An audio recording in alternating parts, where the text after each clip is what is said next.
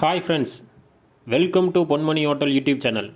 இன்றைக்கி வந்து நம்ம சப்பாத்தி, பூரி, அப்புறம் சாதம் அப்படியே நம்ம வந்து சேர்த்து வச்சு கூட இதை சாப்பிட்டுக்கலாம். அவ்வளோ டேஸ்ட்டாக இருக்கும். ஒரு பட்டாணி மசாலா தான் நம்ம பார்க்க போகிறோம். வாங்க எப்படி பண்ணுறங்க அதை பற்றி பார்க்கலாம். அதுக்கு ஒரு சின்ன கிளாஸில் பட்டாணி எடுத்துக்கலாம். இதை ஒரு 6லேருந்து ஒரு 7 மணி நேரம் நல்லா ஊற வச்சு எடுத்துக்கலாம். இப்போ ஒரு 20 நிமிஷம் வந்து நல்லா வேக வச்சு எடுக்கணும். அதுக்கு ஒரு 1/2 டீஸ்பூன் மஞ்சள் தூள் சேர்த்து நம்ம அடுப்பில் வச்சுட்டு சிம்மில் வச்சு விட்ருவோம்.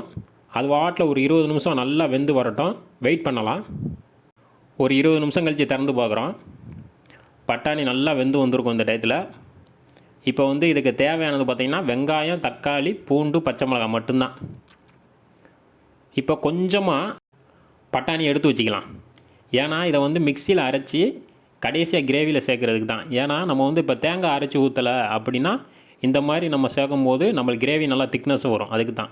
இதோட 2 பல்லு பூண்டு, 1/2 டீஸ்பூன் சீரகம் சேர்த்து நல்லா அரைச்சி எடுத்துக்கிடுவோம். இப்போ ஒரு பேன் வச்சு அதில் கொஞ்சமாக எண்ணெய் சேர்த்துட்டு கடுகு, கருவேப்பிலை சேர்த்து நல்லா பொரிஞ்சு வரட்டும். நம்ம வெங்காயத்தை சேர்த்துக்கலாம். வெங்காயம் கொஞ்சமாக வதங்கி வந்தால் போதும். நல்லா வதங்கி வரணும் அவசியம் கிடையாது. லைட்டாக வதங்கி வந்தால் போதும். அதோட ஒரு 2 பச்சை மிளகாய் வந்து காரத்துக்கு சேர்த்துருக்கோம். வேணும்னா நம்ம வந்து மிளகாத்தூள் சேர்த்துக்கலாம். நல்லா வெங்காயம் வந்து நல்லா வதங்கி வரட்டும். நம்மக்கிட்ட தேங்காய் இல்லைன்னு நினச்சிக்கோங்களேன் அரைச்சி ஊற்றுறதுக்கு.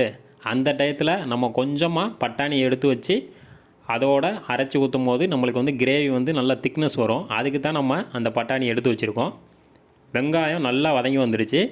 இந்த டயத்தில் ஒரு 3 தக்காளி கட் பண்ணி வச்சுருக்கோம். அதை சேர்த்துக்கலாம்.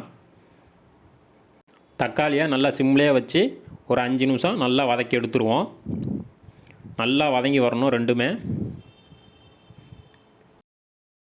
இந்த மசாலா வந்து ரசம் சாதம் வச்சு சாப்பிட்றோம்னா அதுக்கு சைடிஷாக இந்த பட்டாணி மசாலா வச்சு சாப்பிட்டா அவ்வளோ டேஸ்ட்டாக இருக்கும்.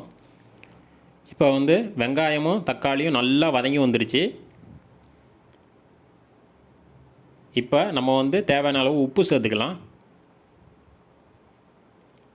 உப்பு சேர்த்துட்டு லைட்டாக ஒரு 2 நிமிஷம் நல்லா வதக்கிடுவோம்.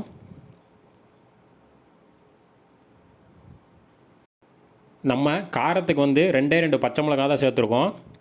அது காரத்துக்கு வந்து காணாது. அதனால் வந்து நம்ம வந்து மிளகாத்தூள் சேர்த்துக்கலாம். நம்ம காஷ்மீரி சில்லி பவுடரை தான் நம்ம சேர்க்க போகிறோம். அது வந்து ஒரு ஸ்பூன் நம்ம சேர்த்துக்கலாம்.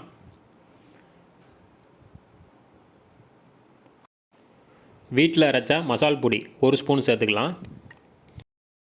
இந்த வீட்டில் அரைச்ச மசால் பொடி ஃபுல் வீடியோ வந்து நம்ம யூடியூப் சேனலில் இருக்குது. வேணுங்கிறவங்க அதை பார்த்துக்கோங்க. இப்போ நல்லா கலந்து விட்ருவோம். நம்ம வந்து மஞ்சள் தூள் வந்து பட்டாணி வேக வைக்கும் போதே அதில் சேர்த்துக்கிட்டோம். அதனால் இதில் சேர்க்கலை. இப்போ பட்டாணியை சேர்த்துக்கலாம். பட்டாணியை சேர்த்து நல்லா கலந்து விட்ருவோம்.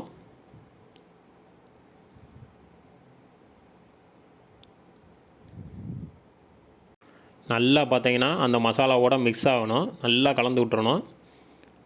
நம்ம வந்து இப்போ வந்து தட்டு போட்டு மூடிடலாம். ஒரு 5 நிமிஷத்துக்கு நல்லா மசாலாவோட அந்த பட்டாணி வந்து நல்லா கொதித்து வரட்டும். நல்லா கொதிக்க ஆரம்பிச்சிருச்சு. இந்த டயத்தில் நம்ம தட்டு போட்டு மூடிடலாம். ஒரு 5 நிமிஷத்துக்கு சிம்மில் வச்சு அப்படியே விட்டுருவோம். நல்லா மசாலாவும் பட்டாணியும் நல்லா மிக்ஸ் ஆகி வரட்டும். இப்போ வந்து நம்ம கொஞ்சம் பட்டாணி எடுத்து வச்சுருக்கோம். அதில் 2 பல்லு பூண்டு, 1 ஸ்பூன் சீரகம் சேர்த்துருக்கோம். அதை நல்லா அரைச்சி அதை எடுத்து வச்சுக்கலாம். இது தேங்காய் இல்லாத போது பட்டாணி அரைச்சி ஊற்றினா நம்மளுக்கு வந்து கிரேவி வந்து திக்னஸ் கொடுக்கும். அதுக்கு தான் இந்த மெத்தேடு. ஒரு ஈஸியான மெத்தேடு இது. வீட்டில் தேங்காய் இல்லாதப்போ இந்த மாதிரி ட்ரை பண்ணி பாருங்கள். நல்லா வந்து மசாலாலாம் பட்டாணியோட நல்லா மிக்ஸ் ஆகி வந்திருக்கு. ஒரு தடவை நல்லா கலந்து விட்டுக்குருவோம். கலந்து விட்டுட்டு நம்ம அரைச்சி வச்ச பட்டாணியை எடுத்து அப்படியே இதில் சேர்த்துக்கலாம்.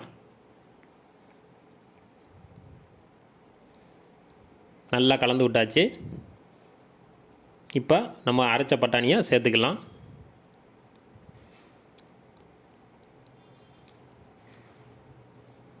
இப்போது இதை நல்லா கலந்து விட்ருவோம். இதுவும் ஒரு 2லேருந்து ஒரு 3 நிமிஷம் பார்த்திங்கன்னா நல்லா மசாலாவோட நல்லா மிக்ஸ் ஆகி நல்லா கொதித்து வரணும். அது வரைக்கும் வெயிட் பண்ணுவோம். பார்த்தாலே தெரியும் கிரேவி வந்து எவ்வளோ திக்னஸாக இருக்குன்னு. நல்லா வந்து கட்டியாக வந்துருச்சு.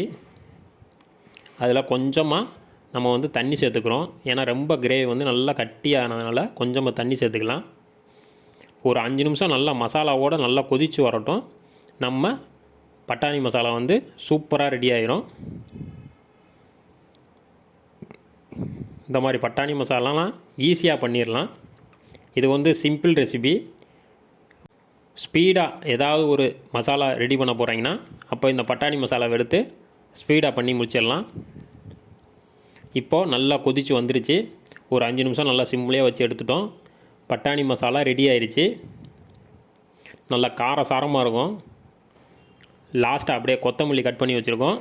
அதை அப்படியே மேலாப்பில் தூவி விட்டு அப்படியே இறக்கிடலாம். ஒரு ஈஸியான பட்டாணி மசாலா சூப்பராக ரெடி ஆயிடுச்சு. ஸ்பீடாக செஞ்சு முடித்தாச்சு. அதுவும் ஈஸியாக எப்படி பண்ணுறங்கிறத பற்றி நம்ம அவ்வளோ இதாக டீட்டெயிலாக சொல்லியிருக்கோம். பிடிச்சிருந்தால் நீங்களும் ட்ரை பண்ணி பாருங்கள். அவ்வளோ ஈஸியான ரெசிபி இது. பிடிச்சிருந்தால் லைக் பண்ணுங்கள், ஷேர் பண்ணுங்கள், சப்ஸ்கிரைப் பண்ணுங்கள் ஃப்ரெண்ட்ஸ். நம்மளுக்கான பட்டாணி மசாலா ரெடி ஆயிடுச்சு. இதை வந்து நம்ம சாதத்தோடு வச்சு சாப்பிட போகிறோம். சாதம் ப்ளஸ் பட்டாணி மசாலா ரெண்டும் தான். இதுக்கு வந்து தொட்டுக்கு அப்பளம் தான். அதை வச்சு சாப்பிட போகிறோம். அவ்வளோ டேஸ்ட்டாக இருக்கும்.